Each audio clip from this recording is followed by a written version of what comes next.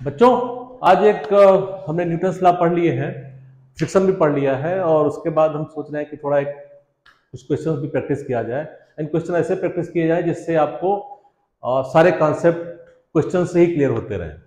तो इसलिए मैंने थोड़ा ये पुली सिस्टम लिया है जिसमें एक तो ये पुली फिक्स है, ये इंक्लिनेशन प्लेन है 30 डिग्री पे, इस पे यहाँ पे आकर के ये पुली फिक्स है, मीन्स इसके ऐसे ये रोटेट करती है। यहाँ पे एक मास एम वहां रखा है, एक मास यहाँ 2m यहाँ पे रखा है, ये इस पुली से लटका हुआ है।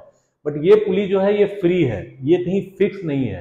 इस लाइक की कर ये स्ट्रिंग है, इसको आप ऐसे ऐसे मान लें तो पुली बस ऐसे रखी हुई है, तो पुली भी ऊपर नीचे हो सकती है। तो इस सिस्टम में, और ये मान लें कि यहाँ पे भी कोई फ्रिक्शन नहीं है, फ्रिक्शन बाद में भी ऐड कर सकते हैं, कोई फ्रिक्शन नहीं है, फ्रिक्शन लेस है। तो अगर ये सिस्टम रेस्ट से, मतलब इसको अगर पकड़े हुए हैं, इसको हमने एकदम से छोड़ दिया, रेस्ट में अगर से छोड़ दिया, तो ये एक्सीलरेशन क्या होगा, मींस इस मास का ये मास जो है, इस मास का एक्सीलरेशन क्या होगा, ये बेसिकली क्वेश्चन है। तो इस टाइप के क्वेश्चन लगाने के लिए पहले तो हमें ये सोचना पड़ेगा कि ये इधर वाला, अगर ये जो बॉडी है और ये बॉडी है, एक ये बॉडी है, ये बॉडी है, दोनों के एक्सीलरेशन में रिलेशन क्या होगा। उसको अगर आप इस तरह से देखें, अगर यहाँ पे सपोज कीजिए इस टाइप का मामला ना हुआ होता, एक पुली और ना रही होती, तो कुछ सिस्टम ऐसे होता, एक ये मास है, ये पुली है, यहाँ से गया ऐसे, यहाँ पे आया और मास यहाँ पे लटका हुआ है। तो क्या होता, ये x नीचे जाता, अगर x मीटर नीचे जाता तो ये भी x मीटर ऊपर जाता, तो इसका और इसका एक्सीलरेशन दोनों सेम होता। बट यहाँ पे क्या है, अगर आप थोड़ा विजुलाइज कीजिए, यहीं पे थोड़ा विजुलाइजेशन का आता है कुछ, अगर ये x मीटर इधर गया, x मीटर इधर ऊपर उठेगा, तो ये डोरी x मीटर नीचे गिरेगी, ये डोरी नीचे x मीटर है, स्ट्रिंग x मीटर नीचे गिरी, बट वो x मीटर क्या है, हाफ x/2 इधर एंड हाफ x/2 इधर, दो चीज में डिवाइड हो जाएगी, क्योंकि ये x मीटर ऐसे गिरेगी, पर ये जो पुली है, ये अब मास है पूरा, ये x मीटर हाफ x/2 ही नीचे गिरेगा। ये जरा विजुलाइज कीजिए कैसे गिरेगा। ये डोरी ऐसे, मतलब x मीटर आपने ऊपर बढ़ाई, तो ये यहां से नीचे x मीटर नीचे आएगा, बट जो पुली फ्री है, तो ये पुली घूम करके क्या कर लेगी, आधा x/2 इधर रह जाएगा, आधा x/2 इधर रह जाएगा। तो इफेक्टिवली ये पुली जो है x/2 ही नीचे गिरेगी। जब वो x/2 नीचे गिरेगी, तो ये भी x/2 नीचे गिरेगा। इसको बार बार सोचने की कोशिश करिए कि ऐसा क्यों है, और अगर जो हमने बताया उसको आप रिवाइंड करके फिर से देखिए ऐसा क्यों हो रहा है, क्योंकि ये चीज आपको कई पुली सिस्टम जहाँ 2-3 पुली होंगी, वहां पे अक्सर इस टाइप से सोचना पड़ेगा। तो अगर इतना अगर आपको समझ में आ गया है, तो उसके बाद क्या होता है कि फिर उसके बाद आसान हो जाता है। तो ये क्या किया, अगर इतना आ गया समझ में, तो अब क्या होगा कि अगर इसका एक्सीलरेशन ये है, पहले ये x, अगर x जा रहा था ऊपर, तो ये x/2 नीचे जा रहा था, तो इसका एक्सीलरेशन अगर a है, तो इसका एक्सीलरेशन क्या हो जाएगा, a/2 हो जाएगा। ये चीज थोड़ा आपको कॉमन सेंस से निकालनी होगी। एंड इसके बाद अब सारा कुछ सिस्टम फिट है, कोई प्रॉब्लम नहीं है। हमने ये मान के रखा है कि स्ट्रिंग जो है वेटलेस है, उसमें कोई स्ट्रिंग में वेट नहीं है, पुली में कोई वेट नहीं है, फ्रिक्शन नहीं है। उस कंडीशन में क्या होगा, स्ट्रिंग में, पूरी स्ट्रिंग में टेंशन जो है वो सेम रहेगा। तो अब वो टेंशन क्या होगा, अगर यहां करें, इसके लिए टेंशन ये टी इधर खींच रहा होगा, ठीक है। इस पुली को ये टेंशन ऊपर टी खींच रहा होगा, क्योंकि हर जगह टेंशन इधर, ये नीचे खींच रहा होगा, ये ऊपर खींच रहा होगा, तो इस पुली के लिए टेंशन ऊपर होगा। यहाँ पे इस साइड में टेंशन इस तरह से ऊपर होगा।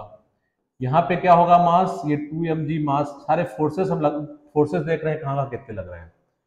तो एक ये टी ऊपर हो गया, एक टेंशन ऊपर हो गया, क्योंकि ये दोनों किसी भी पॉइंट पे ऊपर नीचे ऐसे टी बराबर ही होगा, क्योंकि इनमें आपस में किसी भी पॉइंट पे स्ट्रिंग के पॉइंट आपस में नहीं दूर हो रहे हैं, तो उनमें टेंशन बराबर ही रहेगा।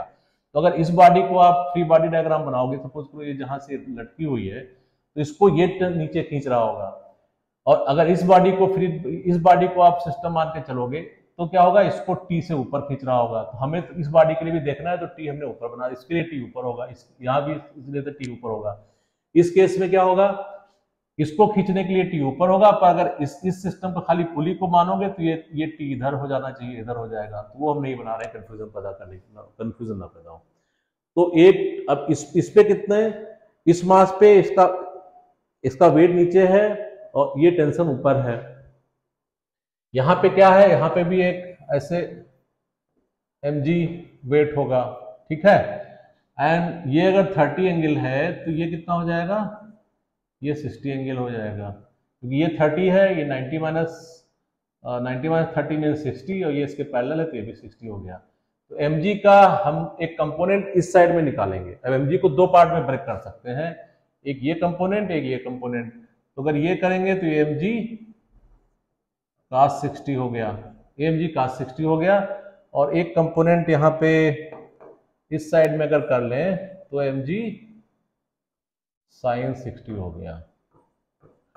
इसको कैपिटल कर लेते हैं, ठीक है। ये इसके नॉर्मल फोर्स के बराबर हो जाएगा। तो एनीवे इस तरफ कोई मूवमेंट हो नहीं रहा है, तो अभी इस फोर्स को हमें कंसिडर नहीं करना है, हमें तो खाली अब इसमें आप ये मान के चलें कि हमने एक्स एक्सिस को ऐसे मान लिया, वाई एक्सिस को ऐसे मान लिया, तो वो सिस्टम आप एक्स एक्सिस को चाहो तो ऐसे भी ब्रेक करके सकते, एक्स एक्सिस को ऐसे करोगे, उसको करोगे तो थोड़ा कॉम्प्लिकेटेड हो जाएगा, क्योंकि हमें यहाँ पे केवल ये वाला ही पार्ट देखना है। तो हमने इसको एक्स एक्सिस मान लिया, इसके परपेंडिकुलर वाई एक्सिस मान लिया। इस तरह से फोर्स को ब्रेक करते हैं, जो हम अक्सर बताते रहे आपको।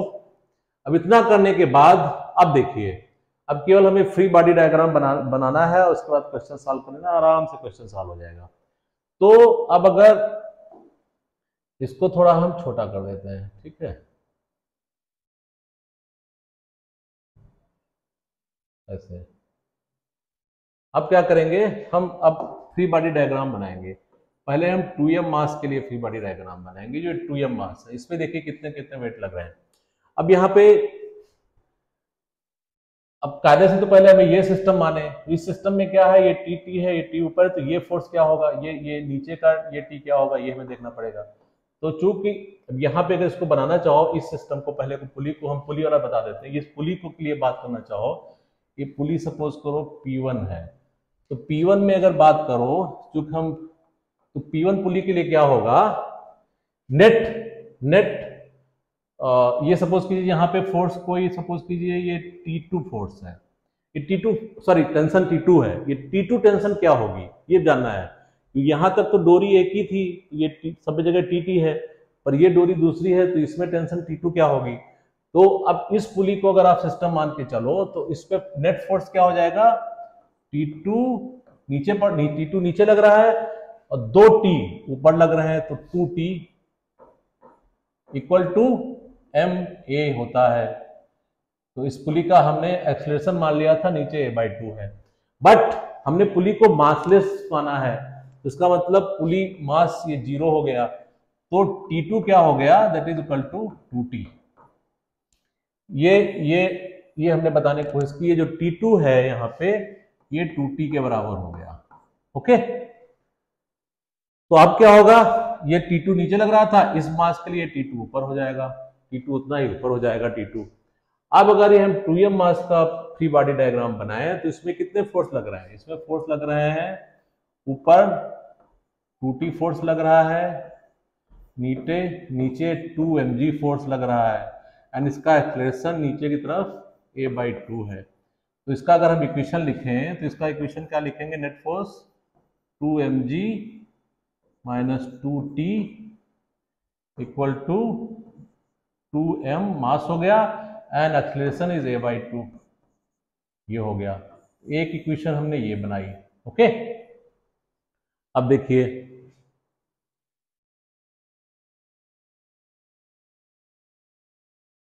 एक इक्वेशन हमने ये बनाई।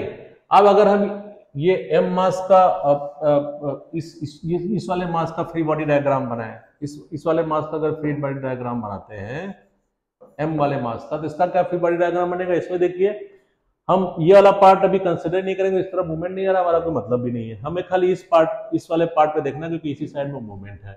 तो इसमें अगर इस वाले को हम एक एक्सिस मान के चलते हैं, तो इसमें क्या होगा, एक फोर्स इधर T लग रहा है और एक फोर्स इधर mg cos 60 लग रहा है, mg cos 60 लग रहा है, एक फोर्स ये लग गया, और बस, और एक्सीलरेशन इसका क्या है, a है। तो इसकी इक्वेशन क्या हो जाएगी,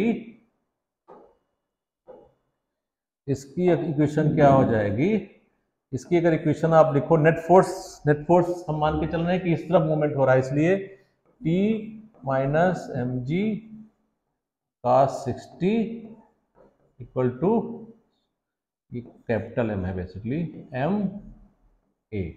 ये दूसरी इक्वेशन बन गई, ये दूसरी इक्वेशन बन गई।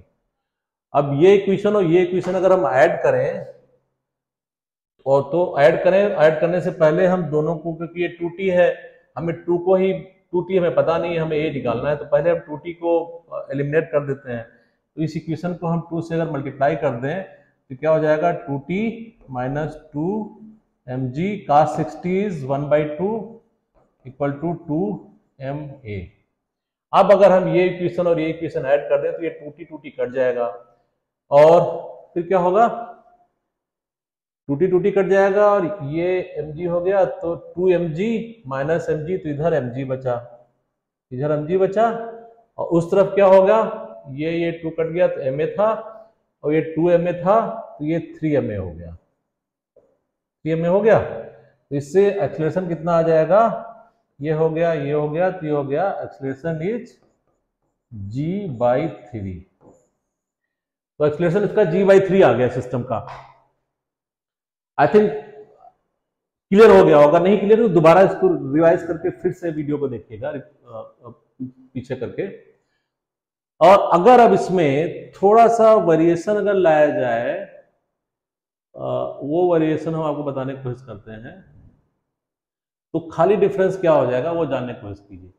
अब अगर कोई कह दे कि इसमें फ्रिक्शन भी है, ठीक है, कि फ्रिक्शन इज आल्सो देयर, तब क्या करेंगे,